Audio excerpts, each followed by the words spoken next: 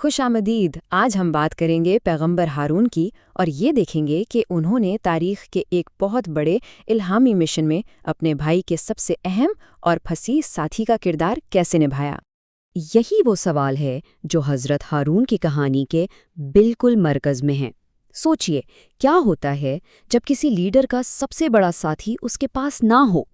ये एक ऐसी आजमाइश थी जिसने ना सिर्फ उनकी क़यादत को बल्कि उनकी पूरी कौम के ईमान को परखा।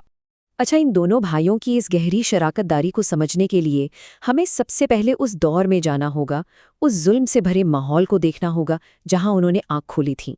तो कहानी शुरू होती है फ़िरौन के एक ख्वाब से। उसने देखा कि यरूशलेम से एक आग निकली जिसने पूरे मिस्र को जला दिया, लेकिन बनी इसराइल के घर महफूज रहे। बस यही ख्वाब उसके दिल में खौफ बनकर बैठ गया और उसने हुक्म दिया कि बनी इसराइल के हर पैदा होने वाले लड़के को कत्ल कर दिया जाए।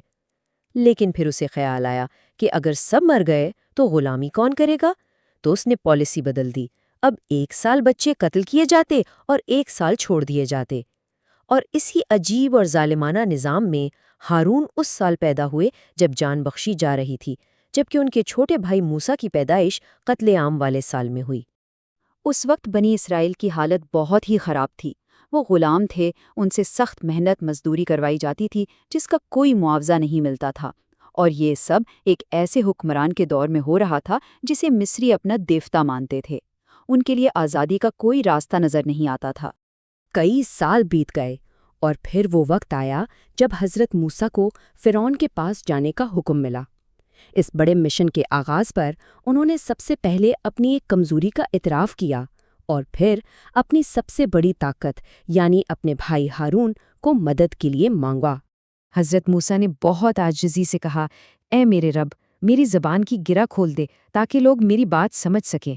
वो जानते थे कि इस मिशन के लिए साफ़ और वाज़ेह गुफ्तगू कितनी ज़रूरी है। और इसीलिए उन्होंने किसी और का नहीं बल्कि ख़ास तौर पर अपने भाई हारून का नाम लिया, जो अपनी फसाहत और मुतासिर कुन गुफ्तगू की वजह से जाने जाते थे।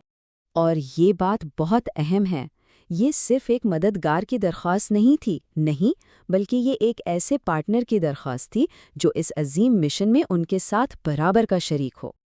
और अल्लाह ताला ने ये दुआ कबूल फरमाई, ए मूसा, तुम्हारी दरख्वास्त मंजूर की गई। और बस इसी लम्हे से तारीख़ की एक सबसे मजबूत और कामयाब शराकतदारी का बाकायदा आगाज़ हुआ। तो अब देखते हैं कि जब ये दोनों भाई मिलकर मैदान में उतरे तो उन्होंने अपने मिशन को कैसे आगे बढ़ाया। उनको बहुत ही वाज़ेह हिदायत मिले। पहला, दोनों एक साथ फ़िरौन के पास जाओ। दूसरा, उसे बताओ कि हम तुम्हारे रब के रसूल हैं। और तीसरा और सबसे अहम, मुतालबा करो कि बनी इसराइल को हमारे साथ भेज दो और उन पर जुल्म करना बंद करो। लेकिन फ़िरौन, जैसा कि तवक्को थी, तकब्बुर से भरा हुआ था। उसने न सिर्फ उनकी बात ठुकरा दी बल्कि हज़रत मूसा पर जादूगर होने का इल्ज़ाम लगाया और उल्टा बनी इसराइल पर जुल्म और भी ज़्यादा बढ़ा दिया। लेकिन दोनों भाई अपने मकसद पर डटे रहे और आखिरकार उनकी मुश्तरका जिद्दोजहद कामयाब हुई। मूसा और हारून ने बनी इसराइल को मिस्र से निकाल लिया और इस सफ़र का वो शानदार क्लाइमैक्स आया जब समंदर फट गया और फ़िरौन अपनी फ़ौज समेत उसी में गर्क हो गया। तो हमने देखा कि इनकी शराकतदारी ही उनकी सबसे बड़ी ताकत थी। लेकिन सोचने की बात यह है कि जब ये साथ वक्ती तौर पर छूटा, जब वो एक दूसरे से जुदा हुए, तो फिर क्या हुआ? पूरे 40 दिन के लिए हज़रत मूसा अल्लाह के अहकामात लेने कोहे सीना पर तशरीफ़ ले गए और पीछे हज़रत हारून को एक बेसब्र और बेचैन कौम की जिम्मेदारी तन्हा सौंप दी गई। और लीडर के इसी गैर मौजूदगी का फ़ायदा सामरी नामी एक शख्स ने उठाया। उसने लोगों का सोना इकट्ठा किया, उसे पिघलाया और उससे एक खोखला बछड़ा बना दिया। उस बछड़े में से जब हवा गुजरती तो एक अजीब सी आवाज़ आती थी और बस उसी आवाज़ ने लोगों को गुमराह कर दिया और वो बुत परस्ती में पड़ गए। हज़रत हारून ने ये देखते ही फ़ौरन मुदाखलत की। उन्होंने लोगों को समझाने की बहुत कोशिश की, उन्हें उनके रब की याद दिलाई और कहा, ए मेरी कौम, ये सिर्फ एक आजमाइश है। तुम्हारा रब तो रहमान है, बस मेरी पैरवी करो और मेरे हुक्म पर चलो। लेकिन लोगों पर उनकी बात का कोई असर नहीं हुआ। उन्होंने साफ कह दिया کہ جب تک موسیٰ واپس نہیں آتے ہم اسی بچڑے کی پوجا کرتے رہیں گے، اور بات یہاں تک بگڑ گئی کہ انہوں نے حضرت ہارون کو جان سے مارنے کی دھمکی دے ڈالی۔ اچھا، یہاں ایک بہت ہی دلچسپ نقطہ ہے جسے ماخذ نے واضح کیا ہے، اور وہ ہے اس واقعے کے بارے میں اسلامی اور بائبل کی روایات کا فرق۔ اسلامی روایت کے مطابق حضرت ہارون نے بت پرستی کو روکنے کی بھرپور کوشش کی، وہ اس کے خلاف ڈٹ کر کھڑے رہے۔ اس کے برعکس بائبل کی روایت میں، جیسا کہ ماخذ بتاتا ہے، انہیں اس کام میں مددگار دکھایا گیا ہے۔ یہ ایک بہت بڑا فرق ہے جو ان کے کردار کو سمجھنے میں بہت اہم ہے۔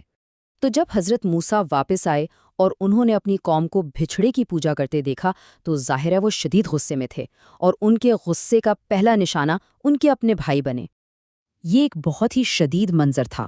حضرت موسیٰ نے غصے کی حالت میں اپنے بھائی ہارون کی داڑھی اور سر کے بال پکڑ لیے اور ان سے پوچھا، اے ہارون، جب تم نے انہیں گمراہ ہوتے دیکھا تو تمہیں کس چیز نے روکا؟ اس پر حضرت ہارون نے بے بسی سے جواب دیا، اے میری ماں کے بیٹے، میری داڑھی نہ پکڑو، ان لوگوں نے مجھے کمزور سمجھا اور وہ مجھے قتل کرنے ہی والے تھے۔ جب حضرت موسیٰ نے پوری حقیقت جانی تب جا کر ان کا غصہ ٹھنڈا ہوا۔ اس واقعے کے بعد انصاف اور رحمت کا مرحلہ آیا۔ فتنے کی جڑ سامری کو معاشرے سے الگ کر دیا گیا۔ اس بچھڑے کو جلا کر اس کی راکھ سمندر میں بہا دی گئی اور قوم کو توبہ کرنے کا حکم دیا گیا۔ لیکن اس سب میں ایک سب سے اہم پیغام پر زور دیا گیا، اور وہ یہ تھا، میری رحمت ہر چیز پر حاوی ہے۔ تو حضرت ہارون، وہ فصیح اور باوفا ساتھی جن کی کہانی ہمیں اس گہرے سوال پر سوچنے پر مجبور کرتی ہے کہ بحران کے وقت وفاداری، قیادت اور ایک مضبوط شراکت داری کی اصل اہمیت کیا ہوتی ہے، اور یہ کہ اصل رشتے وہی ہوتے ہیں جو مشکل ترین وقت میں پرکھے جاتے ہیں۔